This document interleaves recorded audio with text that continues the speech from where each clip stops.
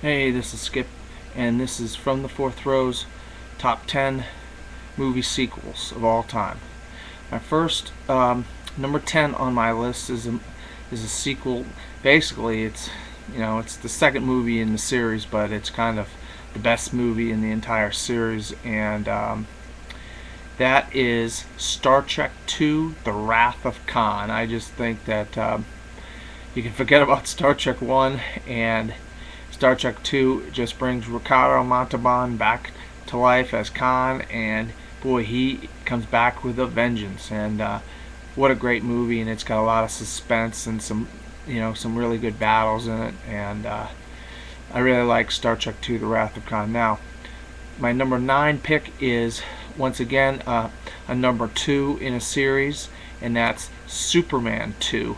Now, Superman 2 is the continuation of the saga, and Richard Donner does a great job of doing Superman 2 with Zod and Gene Hackman as Lex Luthor.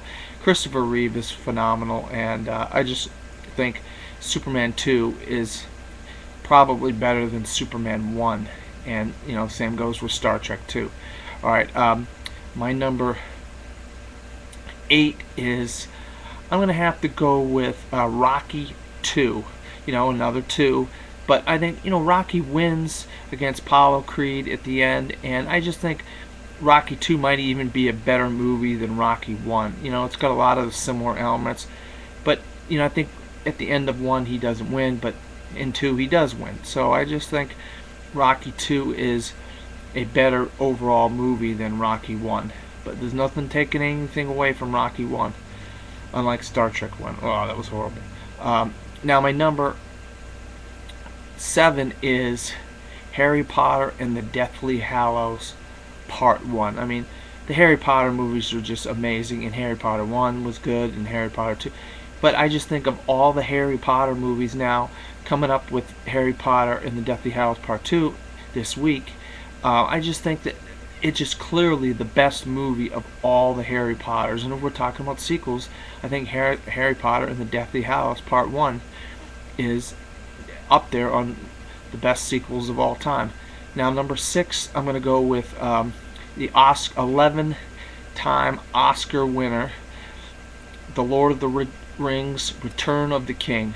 Just an amazing, the drama, the action, the suspense, everything from the previous 2 movies led up to this movie, and I just think it's such a, Peter Jackson could have ended this trilogy any better if he tried. And with the Hobbit, the 2-part Hobbit coming up, I think he's going to have that same kind of magic, and I cannot wait. But the Lord of the Rings, the acting, just amazing.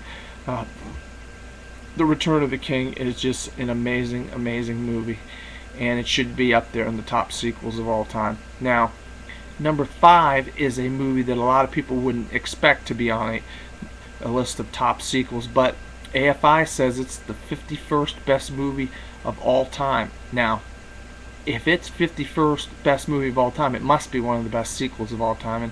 And just because it's old and because it's about monsters doesn't mean it's not good. And my pick is The Bride of Frankenstein. I think James Whale is an amazing director. He directed about 3 or 4 movies, and this is such a great movie. Obviously, Mel Brooks did the homage, Young Frankenstein, based on The Bride of Frankenstein, and it's just such an amazing movie. It's got gripping story, it's got drama to it, it's got action.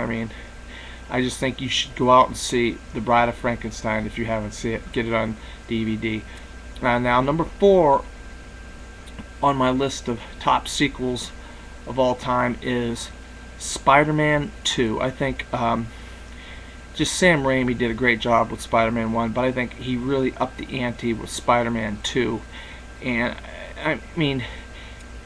Doc Ock is such a great villain in the Spider-Man comic books, and I think they do a great job with the special effects of Doc Ock. And I think the train, he fights him on a train, he fights him all through New York City, and I really love Tobey Maguire, and I think this is probably one of the best sequels of all time, let alone it's probably one of the top movies of the decade, so I just really like Spider-Man 2 a lot. Now, number 3 is The Dark Knight. Now, The Dark Knight, I mean, I don't think you could fault The Dark Knight from being number 1 on most people's sequels list. Technically it's the 6th Batman, the second in the second trilogy of Batman movies, with The Dark Knight Rises coming out next year. And the villains with Heath Ledger are just amazing as the Joker, and Aaron Eckhart was really good. And he supposedly he dies at the end, but it'd be interesting to see if he comes back. But Christian Bale, Morgan Freeman, Michael Caine, Gary Oldman, what an all-star cast of actors. And I think this is just, and it's the IMAX filming style, the streets of Chicago, all Gotham City or whatever. It just, you see the depth behind every shot. When he's standing on buildings in Hong Kong or Tokyo or wherever it was. I mean, just amazing work that Christopher Nolan does. And number 2 is, I'm going to go with number 2 being Richard Roeper's number 1, and that's The Godfather Part 2. Just an amazing piece of work. Francis Ford Coppola is just an amazing director, and De Niro and Pacino and Marlon Brando. These guys are just awesome, and they're at the top of their game in The Godfather Part 2. And I think if you haven't seen the Godfather trilogy, you need to go out and see these movies. And definitely The Godfather Part 2 is one of the greatest movies of all time, let alone one of the greatest sequels of all time. And my number 1 sequel of all time, and Richard Roeper had it at number 3 or 4 or something on his list. It just, it hits more home with me, father issues or so forth, and that's The Empire Strikes Back. I mean, Luke finding out that Darth Vader's his father, and then having to train to be a Jedi with Yoda, and having those issues he's got to deal with. But some subplots that I like are Han Solo and Boba Fett, and and Leia. That relationship blossoms a little bit in The Empire Strikes Back. I think, on my personal top 10 list of all time, The Empire Strikes Back is on my list. So I'd be amiss if I didn't put it as my number 1 sequel of all time. And I just think these are all great sequels. And there are a lot of bad sequels out there, but these 10, you could put these 10 movies on any list of great movies of all time. Alright, this has been Skip, and this is From the Fourth Row.